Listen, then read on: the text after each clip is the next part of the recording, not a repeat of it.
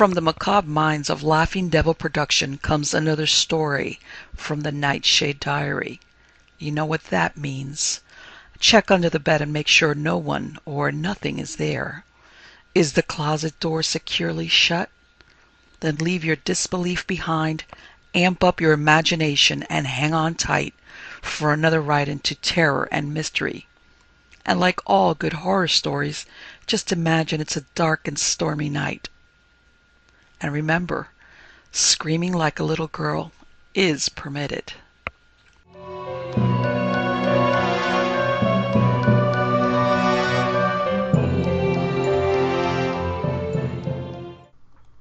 A Norfolk Mill Pond Mystery. Early one autumn afternoon towards the end of the last century, Miss Smith and Miss Raven, fashion designers of a well-known firm in London, set out from a village in the valley of the Bure, Norfolk, for a tramp into the neighbouring country. Both girls, for they were only girls, were typically modern. That is to say, they were bonny and athletic, and despite the sedentary nature of their vocations, extremely fond of outdoor life. Miss Raven, the elder of the two, was nice-looking, without perhaps being actually pretty. But Miss Smith was undeniably a beauty. Had she been a lady of title or an actress, all the society papers would have been full of her. She did not, however, crave for notoriety. She was quite content with the homage of most of the young men whom she knew, and the unspoken admiration of many men whom she did not know, but looked at her out of doors, or sat near to her in theatres and restaurants. She was much attached to Miss Raven, and as the two strode along, swinging their arms, their tongues wagged merrily and without intermission. On and on, down one hill and up another, past wood and brook and hamlet they went, till a gradual fading of the light warned them that it was about time to think of turning back. "We must go as far as that old ruin," Miss Raven said, pointing to a tumble-down white building that nestled close to a winding stream. "I've never seen anything quite so picturesque." "Even I've never seen anything quite so weird," Miss Smith replied. "I'm not at all sure I like it. Besides, I'm desperately thirsty. I want my tea. We'd much better go home."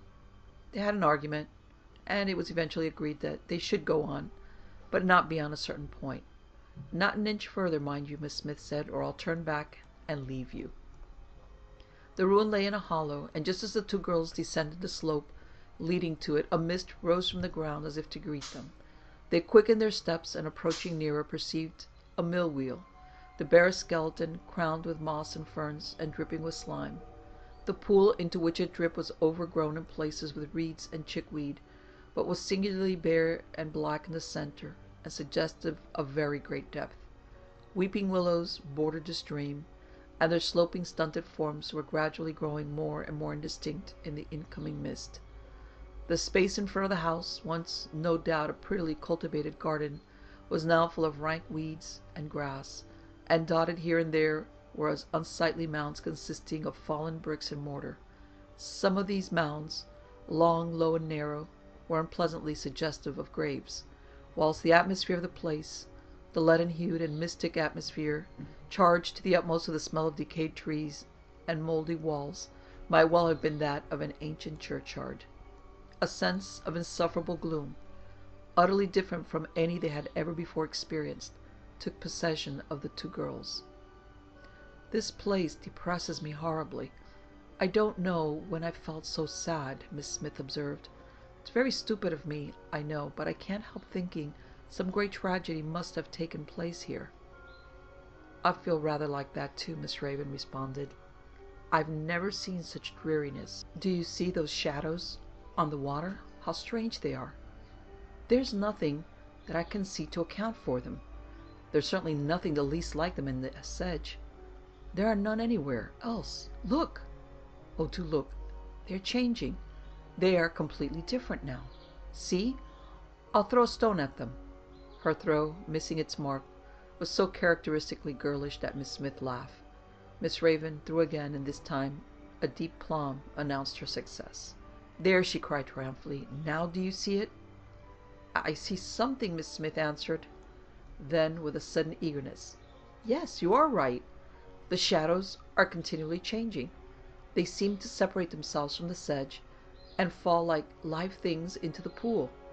By the way, the pool seems to be growing darker and bigger.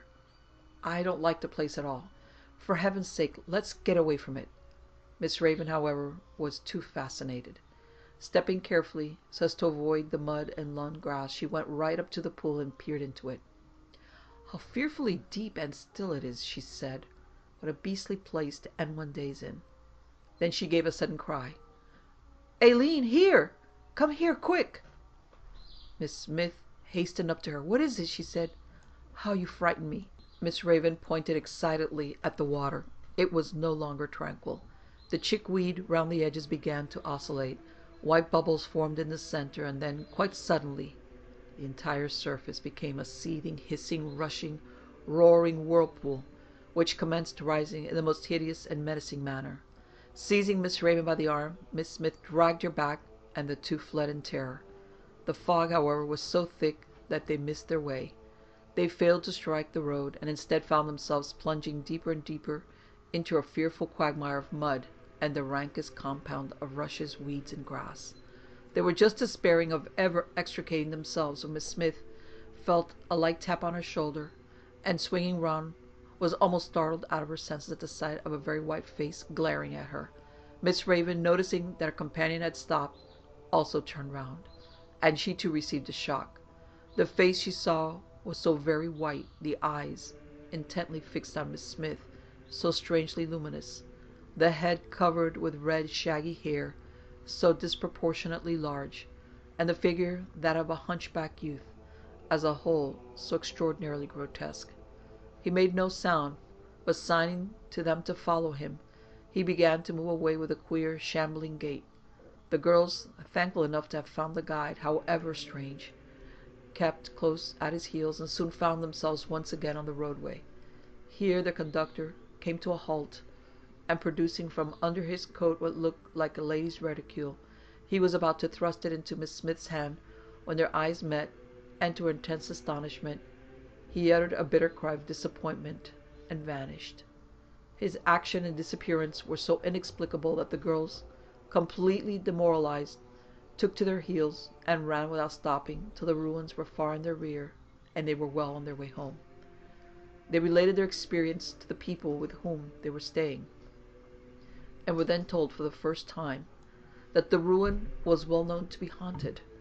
"Nothing will persuade any of the villagers to visit the mill pond after dusk," their hostess remarked, "especially at this time of the year, when they declare the water suddenly rises and follows them.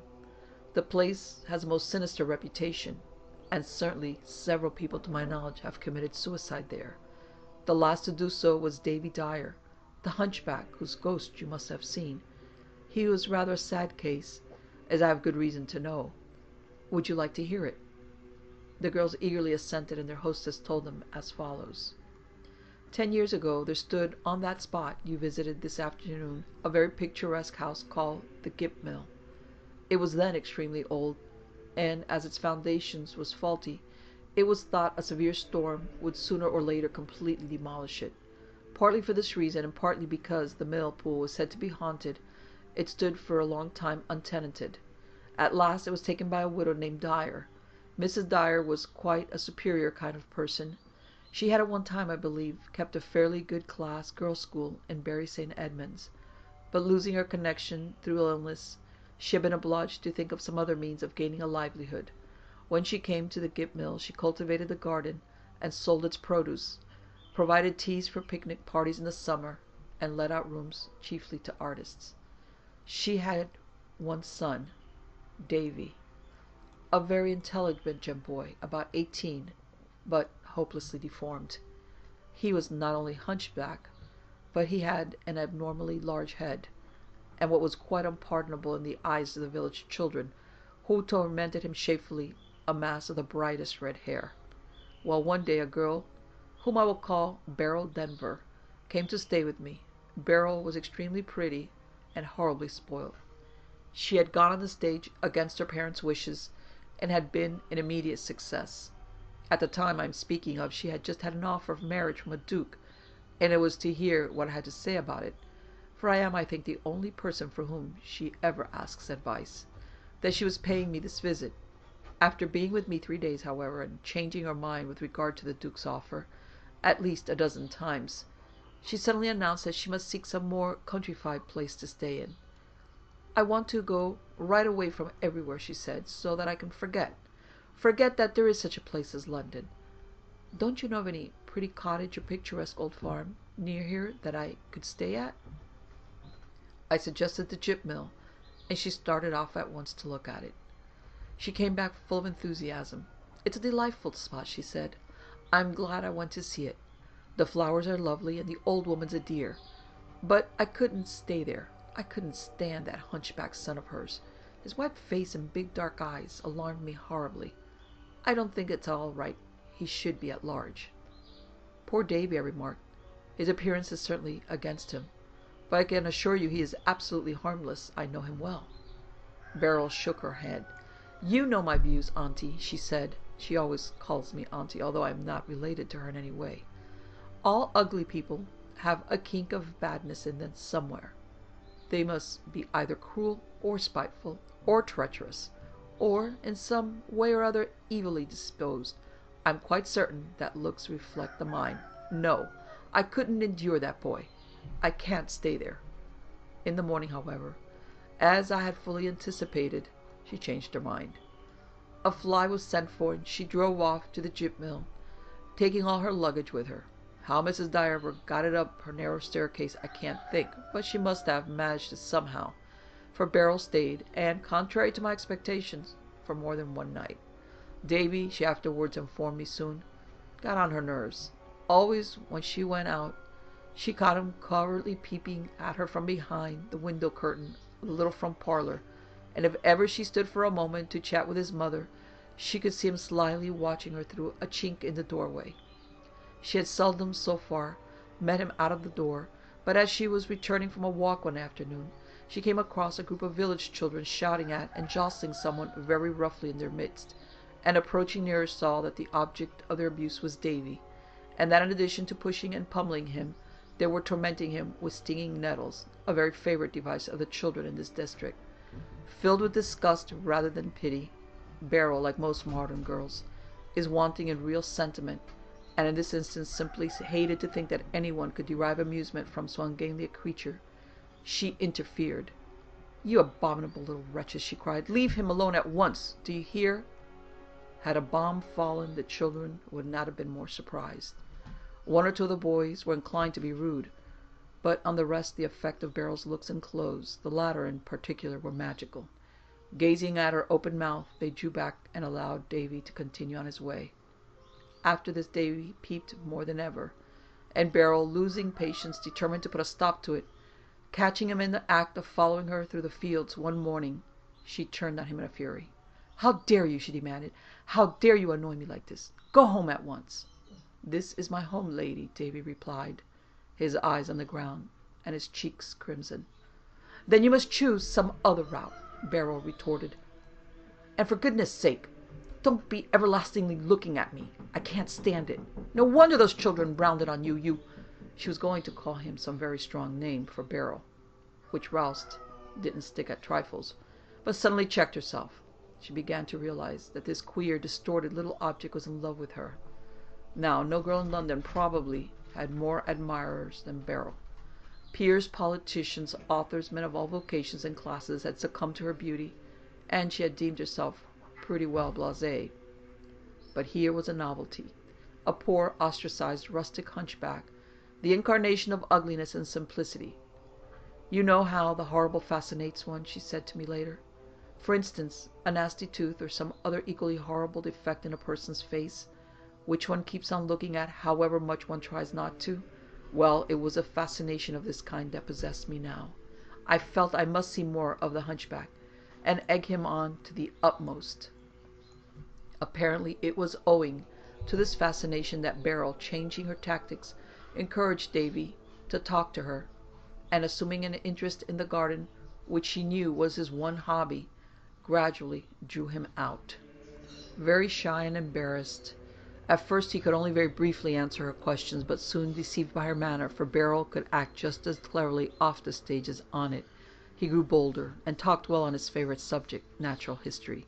He really knew a great deal, and Beryl, despite the fact that she could hardly tell the difference between a hollyhock and marigold, couldn't help being impressed. She walked home with him that day, and for days afterwards she was often to be seen in his company. "He'll miss you dreadfully when you go, ma'am," Mrs. Dyer said to her. "He thinks the world of you. He told me last night that he only wished he could do something to show you how grateful he is for your kindness to him." Of course, Mrs. Dyer did not say that Davy was in love, but Beryl knew it. She knew that to him she was a deified being, and that he absolutely adored her. Thus matters stood, when a letter from the Duke made Beryl decide to leave Gyp Mill at once and return with all speed to London. She walked to the post office to dispatch a telegram, and Davy went with her. Beryl knew that this would be the last time in all possibility that she would ever walk with him, and feeling that she must find out how far this love for her had progressed, she agreed to his proposal that they should return home by a rather longer route. He wished, he said, to show her a garden which was by far the prettiest in all the country round, and it would not take them more than a quarter of a mile or so out of their way. Of course, Beryl looked upon this suggestion as a mere pretext on Davy's part for prolonging the walk, and she wondered whether he would say anything, or whether his passion would be held in check by his natural respect for her superior social position. She was disappointed. Although she saw love for her shining more brightly than ever in his eyes, he did not speak of it. He talked only of flowers and of the great beauties of nature. Bored to distraction, she at last cut him short, and declaring that she had no time to waste, hurried on. It was not until they had reached home that she discovered that she had lost her reticule, containing not only a purse full of sovereigns, but the letter she had just received from the Duke. She distinctly remembered having it with her, she said, when Davy was prosing over the stupid flowers, and she supposed she must have left it somewhere in the garden, probably on the seat where they had sat for a few minutes. Davy, of course, went back at once to look for it, but when he returned an hour or so later, and in crestfallen tones told her that he could not find it, her anger knew no bounds. She did not actually call him a fool, but she made him clearly understand she thought him one, and he set off again almost immediately to have another look for it. He did not come back this time till close on midnight, and he had not the courage to tell her of his failure. His mother did it for him. Beryl went away early the next morning, too indignant to shake hands with either Mrs. Dyer or her son. If Davy didn't actually take the reticule, she wrote to me some days later, it was all owing to him, to his bothering me to see that rotten garden, that I lost it. But I firmly believe he has it. Ugly faces, you know, are indicative of ugly minds, of a bad kink somewhere. Of course, the affair of the reticule soon became public property. It was advertised for her in the local papers, and the woman in the post office told everybody that she remembered seeing it in Beryl's hands when she left the shop. Davy, she said, was with Miss Denver at the time, and I particularly noticed that he walked very close to her and watched her in a peculiarly furtive manner. The villagers with whom the Dyers had always been unpopular were not slow in taking up the cue, and consequently Davy, now waylaid by armies of children calling him thief and even beating him, never had a moment's peace. At last he was found one morning in the mill pond drowned, and it was generally believed that remorse for his sins had made him commit suicide. His mother alone thought otherwise. I did not see Beryl, nor hear anything of her for at least 2 years after Davy's death, when to my complete surprise she drove up to the door one day with her usual pile of luggage. "Who is it this time?" I said, after we had exchanged greetings. "The Duke again?" "Oh dear, no," Beryl replied. "I broke it off definitely with him long ago. He was too boring for words, always dangling after me and never letting me go out with anyone else. If he had been tolerably good-looking I might have stood it, but he wasn't. He was hopelessly plain. However, I made some use of him, and he certainly gave me good presents. I have been engaged several times since, and I have come now to ask your advice about the Earl of C., his eldest son. Shall I marry him or not? Do you think he's worth it?" I did not answer her at once, but let her ramble on, till she suddenly turned to me and said, "Do you remember the last time I was here, 2 years ago? You know I stayed at that delightful old mill house to gyp something, and lost my reticule. Well, I found it, some time afterwards, in my hat-box. I hadn't taken it out with me that day after all, and I could have sworn I had. Wasn't it funny?" "Extraordinary, perhaps," I remarked, with rather more severity in my voice than I had ever used to her before, but hardly funny, and I was about to relate to her all that had occurred in the interim, when something checked me. After all, I thought, it would be just as well for this spoilt, heartless little London actress to go to the Gyp Mill and find out for herself.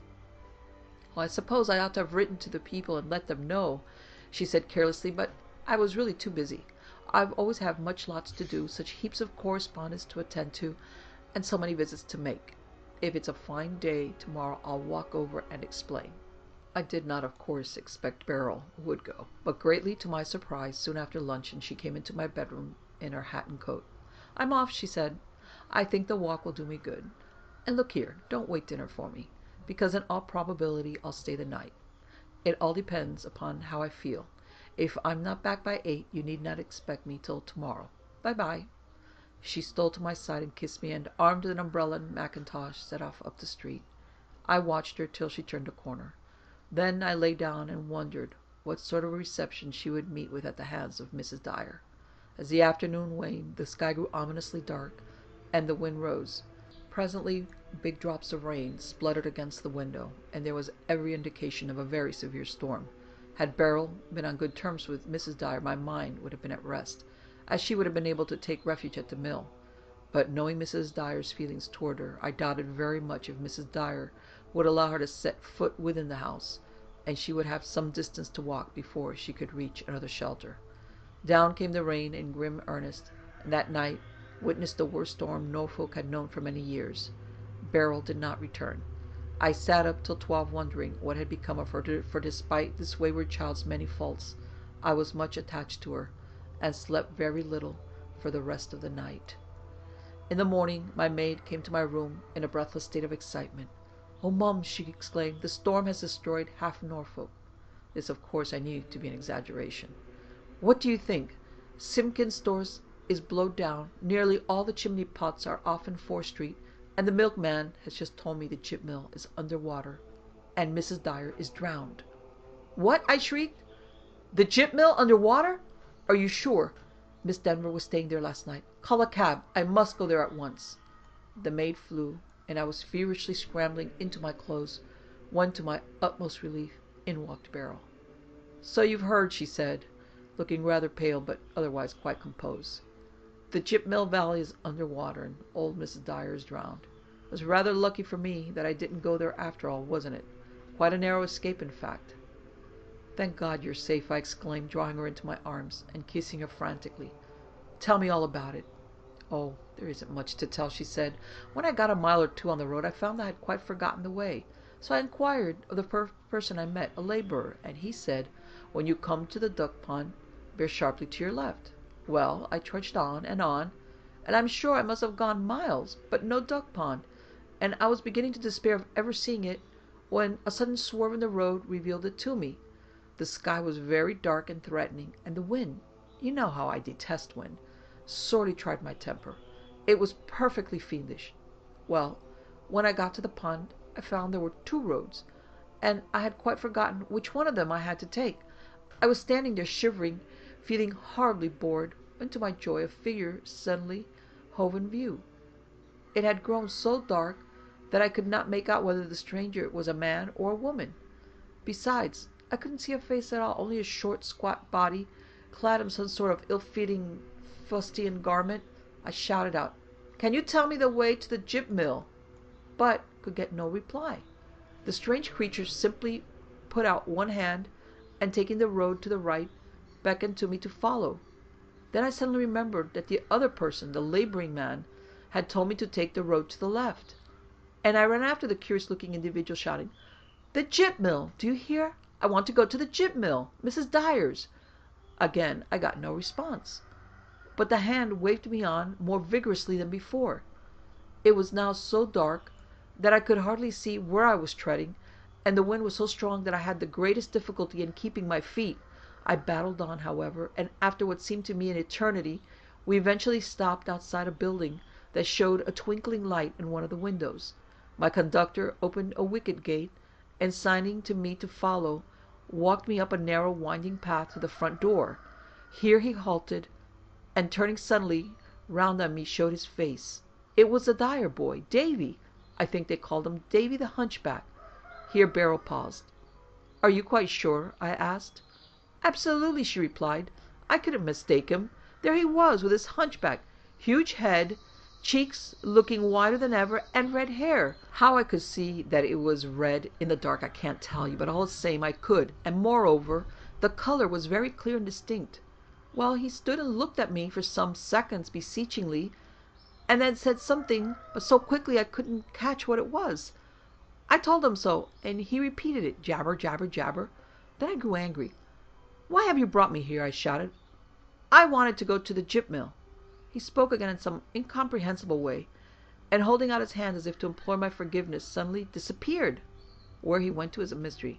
The rain had now begun to fall in torrents, and to attempt to go on was madness. Consequently, I rapped at the door and asked the woman who opened it if she could put me up for the night. Yes, miss, she said, we have a spare room, if you don't mind it being rather small. The gentleman has been staying here, left this morning. Did anyone recommend you? Mr. Dyer brought me here, I said, and I believe he's somewhere outside. Mr. Dyer? The woman exclaimed, looking at me in the oddest manner.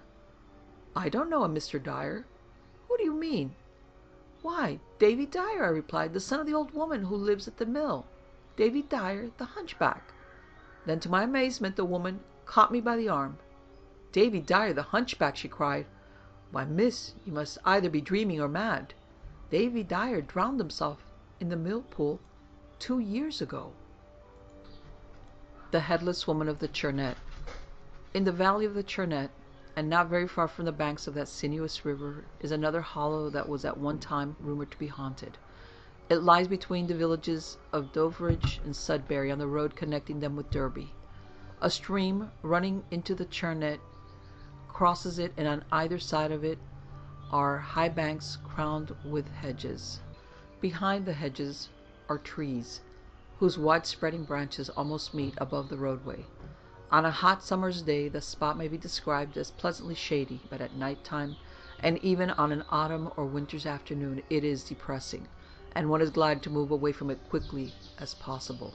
About the middle of the last century, a wagoner had the following strange experience there. He had gone to a fair at Derby, and it was late when he set out on his homeward journey. At the bottom of the cart was a quantity of straw that had been used for packing cheese. He sat down on it and made himself as comfortable as he could.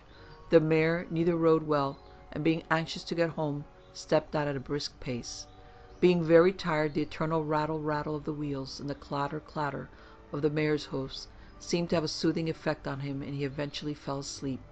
He awoke with a violent start just in time to prevent the reins from being torn from his grasp by the mare, who had apparently taken fright at something and was shying for all she was worth. Maintaining his seat with difficulty, he looked round and saw at a glance he was in the hollow already described. But what attracted his attention at once and made his heart almost stand still with horror was a tall figure standing on the bank on the side of the road. The moonlight poured down on it through a parting of the great gnarled branches overhead, and rendered every detail terribly distinct. It was the figure of a woman, but a woman without a head. Where the head would have been was merely space, the trunk terminating in a protuberance of neck. All this he took in at a glance, but ere he had time to observe more, the mare bolted, and when she assumed a normal trot again, the hollow was gone some miles in the rear, and he could see the Charnet gleaming like polished silver in the far distance. The head, a Derbyshire pretty ghost. Some years ago 2 men were trudging along a road in Derbyshire, swearing heartily. It was not the first time they had sworn, not by any means, but it is extremely doubtful if either of them had ever sworn before quite so vehemently.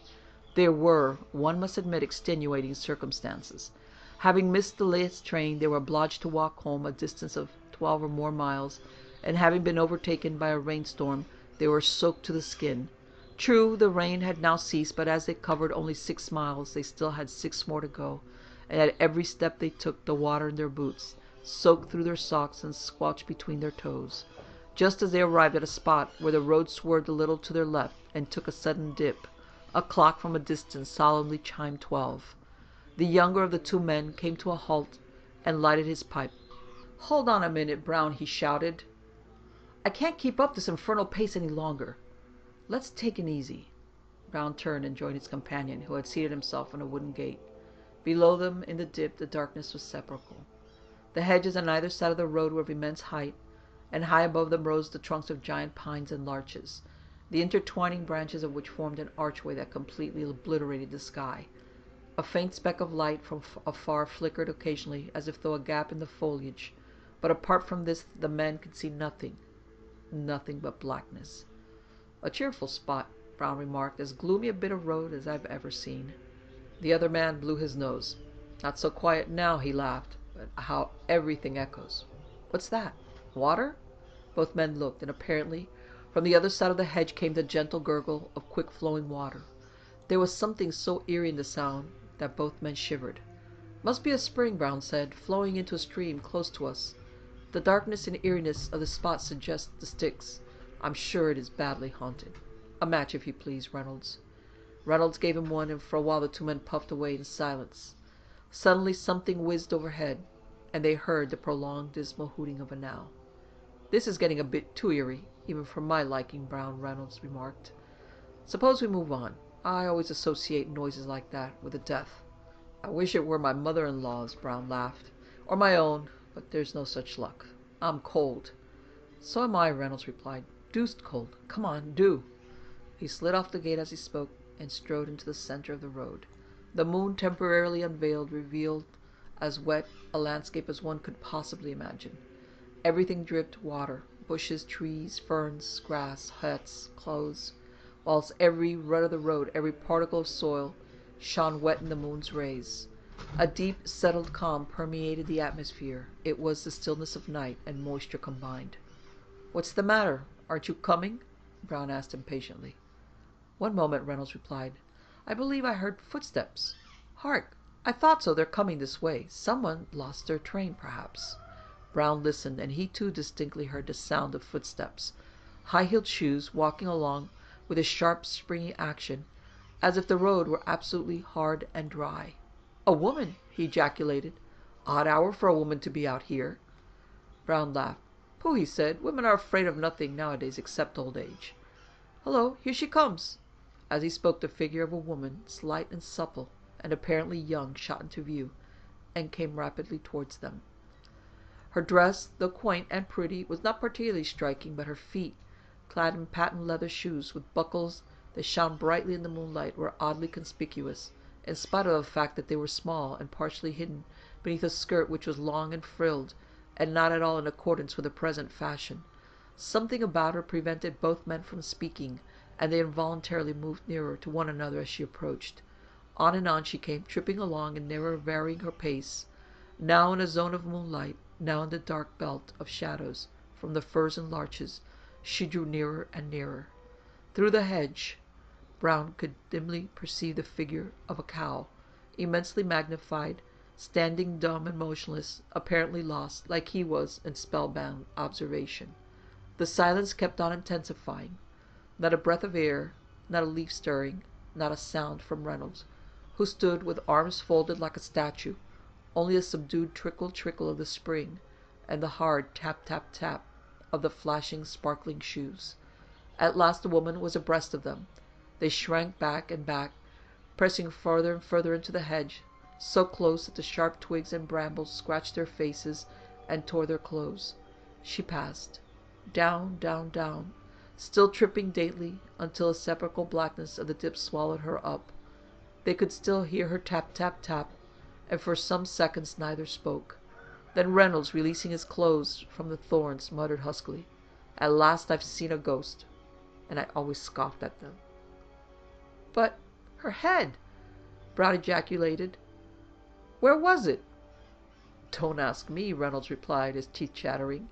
"She had no head. At least I didn't see one. There you go now." "What, down there?" Brown said, nodding in the direction of the dip. "Well, we must, if we are to get home tonight," Reynolds retorted, "and I'm frozen." "Wait till that noise ceases then," Brown answered. "I can't stand seeing a thing like that twice in one night." They stood still and listened, until the tapping gradually died away in the far distance, and the only sound to be heard was that of the water, the eternal, never ceasing, never varying sound of the water. Then they ran. ran as they had never run since long ago rugby days, down through the inky darkness of the hollow and out, far out into the brightness of the great stretch of flat country, and all the time they ran they neither looked to the right nor to the left, but always on the ground just ahead of them. For a week the horror of what they had seen was so great that neither of the two men could bear to be alone in the dark, and they kept a light in their respective rooms all night. Then a strange thing happened. Brown became infatuated. He did nothing but rave all day about the ghost. She had the prettiest figure, the whitest hands, the daintiest feet he had ever seen, and he was sure her face must be equally lovely. Why couldn't he see it? There was nothing about the neck to show she had been decapitated, and yet the head was missing. Why?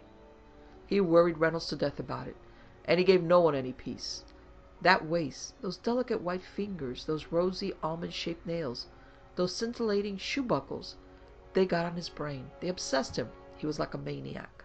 At last, at the suggestion of Reynolds, who wanted to get rid of him for a while, he went to London and paid visits to most of the professional mediums and occultists in the West End. Some advised him one thing, and some another. Some immediately went into trance, and learned from their controlling spirits all about the Headless Phantom, whom she was, why she paraded the high road, and what had become of her head.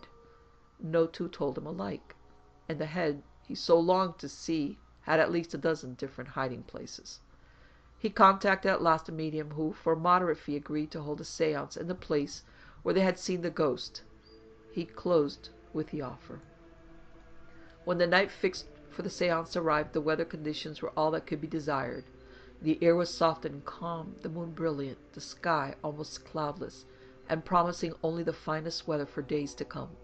As the medium insisted on a party of at least 4, Brown persuaded Mr. and Mrs. Roscoe, Russians, to come, and they all sat up together shortly after 10 o'clock.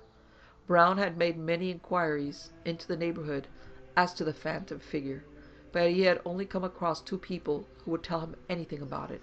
One, a farmer, assured him that he had on several occasions seen the ghost when driving, and that on such occasion it had kept abreast of his horse, even though the latter was careering along the road half mad with fright.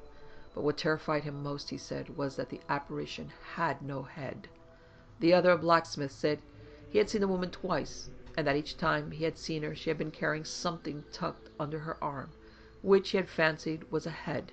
But he had been too scared to look at it very closely, and he only knew for certain that where her head should have been there was nothing.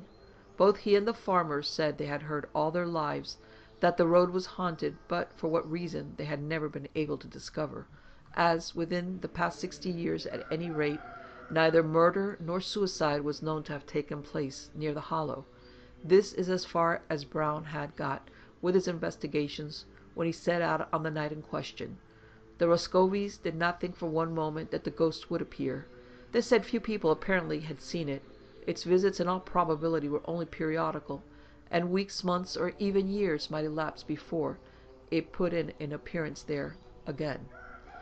That may be, but then we have a medium, Brown argued. I engaged her to invoke the ghost, provided it would not come of its own accord. You can invoke it, can't you, Madame Valenspin? Madame Valenspin now seemed rather dubious. I have never tried in the open before, she said, with a slight shiver, but I will do my best. The conditions seem favorable, but I can't say definitely till we arrive at the exact spot. Brown, however, could not help observing that the further they advanced into the country, which became more and more lonely, the more restless and uneasy Madame Valenspin grew. Once or twice she halted, as if irresolute whether to go on or not, and the moment she caught sight of the hollow, she came to a dead stop. Not down there, she said. It's too dark. We'd better stay here.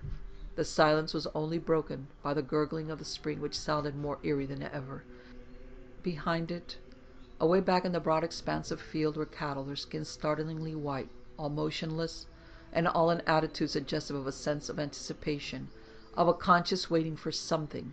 The sepulchral hush was uninterrupted, save by bats, assuredly the biggest and blackest Brown had ever seen, wheeling and skimming, with the faintest perceptible whiz, whiz, whiz, in and out of the larches, and the soft intermittent fanning of the leaves, as the night breeze came rustling over the flat country, and continued its career down into the hollow. A rabbit scurried across the farm from one gate to another, its white breast shining silver, and some other small furry creature of a species undetected created a brief pandemonium in a neighboring ditch. Otherwise, all nature was extraordinarily passive. The figure went right down into the hollow, Brown said. I think we ought to try there. What do you think, Mrs. Roscovi? I am of the same opinion as Madame Valenspin, Mrs. Roscovi replied, glancing apprehensively at the dip. I think we had better stay where we are. Very well, then, Brown said. Let's begin. You are mistress of the ceremonies, Madame Valenspin. Will you tell us what to do? For a minute everyone was silent. Madame Valenspin was ghastly pale. She moved to one side of the road. Many years ago, she said, in a voice strangely unlike her own, a ghastly crime was committed in the hollow. Two sisters in love with the same man met there one day. They quarreled, and in the struggle that ensued one sister pushed the other into the stream. She was swept away and drowned. The murderess, who was never suspected, lived for many years after the cruel deed. On her death she was doomed to haunt the scene of the crime. Prepare for a shock. She ceased speaking. Hardly had she done so when from the hollow came the eerie sound of footsteps, a measured tap, tap, tap on the hard ground. Everyone became tense and listened with bated breath. The tapping grew more and more audible, and presently there emerged from the gloom and the shadows of the dip the same dainty figure that Brown and Reynolds had seen on the previous occasion. "It is she! It is she!" Brown exclaimed excitedly. "The slim waist, the slender arms, those lovely hands and shoes with the buckles. How they sparkle! I must see her head. I will see it." An exclamation of horror interrupted him. It was from Mr. Roscovi.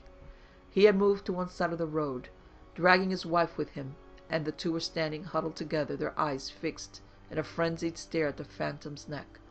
Brown, forcing his attention away from the long, slim hands which so fascinated him, followed their glance. The neck was not as he remembered it, white and slender as far as it went, but it ended abruptly in a grey nothingness, and beyond this nothingness Brown fancied he discerned the dimmest of shadows. He was appalled but fascinated. An intense curiosity far outweighed his fear. He was certain she was beautiful, beautiful to a degree that immeasurably excelled any feminine loveliness he had hitherto encountered. He must see her face. He did not believe her head was missing. He believed it was there on her body right enough, but that for some specific reason it had not materialized. He turned to Madame Valenspin to inquire the cause, and was greatly astonished to see her beating a hasty retreat across the fields. The figure had now come up to where he was standing, and tripping past him, it sped swiftly down the dip. Brown at once gave chase. He had not gone many yards before the darkness of the dip was on him, and the only clue he had to his quarry's whereabouts was the sound of the shoes, the constant tap, tap, tapping. On and on he went, however, and at length, emerging from the darkness, he perceived a wooden stile, and beyond it a tiny path threading its way through a clump of firs that gradually grew thinner and thinner till they finally terminated in what appeared to be a broad clearing. Mounting the stile and springing off on the other side, the woman tripped along the path, and turning for a moment to beckon, Brown disappeared from view. The intense loneliness of the spot, emphasized 1,000-fold by the eerie effect of the few straggling moonbeams that fell aslant the stile and pathway, and the knowledge that he had left his companions far behind, made Brown falter, and it was some seconds before he could gather up the courage to continue his pursuit. A light, girlish laugh, however, proceeding apparently from the spot where the figure had vanished, determined him. He saw once again vividly before him that willowy waist, those slim, delicate fingers, and those coquettish little feet. Were the devil itself to bar his way, he must see her face. Sweating with terror, and yet withal obsessed with a passion that defies description, Brown mounted the stile and hastened in the direction of the laugh. Again it rung out, charged to overflowing with innocent fun and frolic, irresistibly girlish, irresistibly coy. This time it came from behind a clump of trees bordering on the dip stream. Wild with excitement, mad with love, Brown rushed by the trees and abruptly halted. Floating in the air over the stream was the head he had longed to see. Hair, nose, and mouth were lovely. but not the eyes, because there were no eyes, just empty, gaping, glittering cavities. As Brown stood staring at the ghastly spectacle aghast, there was a girlish giggle.